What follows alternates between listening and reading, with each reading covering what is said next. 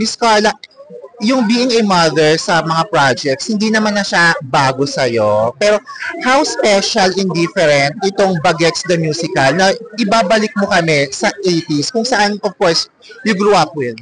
I grew up in the 80s. I was 9 years old when this movie came out.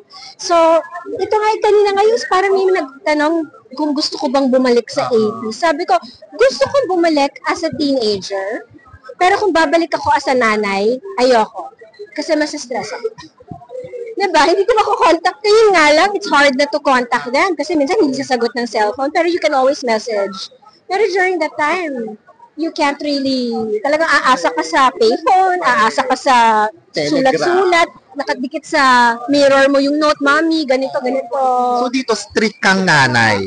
You know, kasi I play Celia Rodriguez's role, and she's a journalist, and she is still a journalist in the, a writer. She's a writer in the musical pa rin. So, I don't know yet how I wanna play her. Kasi syempre, ayoko naman gayahin yung ginawa ni Miss Celia sa movie. I wanted to have my own take in the character. So, medyo I'm trying to see if I can be the conservative na, pero trying to still malambing.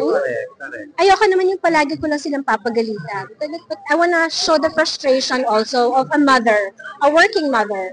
And show the kids in the audience, ito yung point of view ng nanay, kaya nagagalit yan sa inyo. It's not because we're always angry at the world. It's just that we're so busy trying to provide for you to make sure your life is comfortable. So pag umuwi kami, pagod kami, but then it also gives the perspective of, and to make the mothers understand why your kids are acting that way. Gano'n ka ba kay Sofia ngayon as a mom? Alam mo, I would like to say that I am a very cool mom, in meaning I don't deprive them of what they need, and I don't also stop them from doing things that they want. But I always advise them, sige, basta kung may gagawin kayo, kailangan number one, mahal nyo yung gagawin nyo. Because if mahal nyo yung gagawin nyo, you're gonna be happy and you're gonna be successful. Di ba ganun naman tayo? Pag hindi tayo masaya, paano kami successful?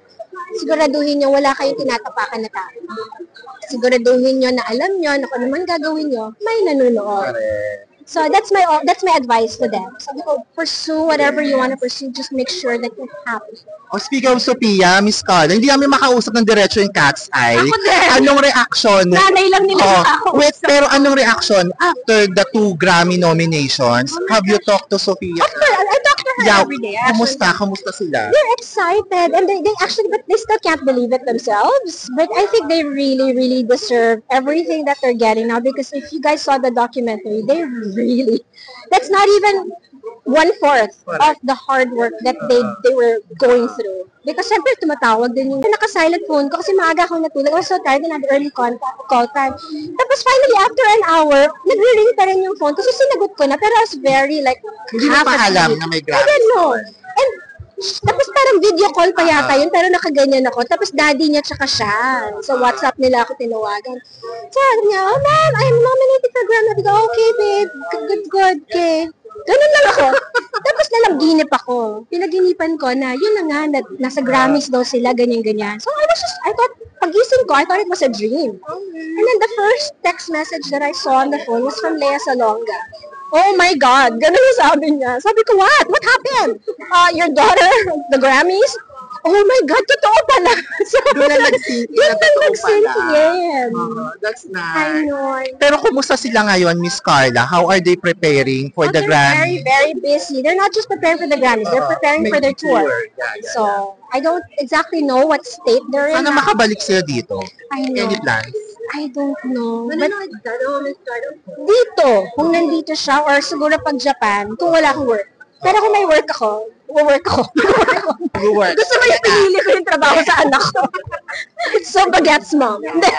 No, I think I can only watch if it's gonna be here in the Philippines or Singapore. Oo. Kasi ang hirap eh. Even the times that she's in Korea or Japan, kasi they're there often, kasi nga, di ba, co-managed. So, they would promote there first. Hindi ko talaga nabibisita. Nakikibalita na lang ako dun sa mga nanay. Kasi there's always a mom from the Cat's Eye group who's accompanying them. Or May GC rin kayo mga nana. meron. Happy birthday, Anna, the mom of Daniela. So sabog na sabog yung GC after the Grammy Oh my nomination. gosh, yes. Kami yung nagsisigawan doon. Oh my gosh, our girls! Can you believe it? Mga ganyan. Meron kami.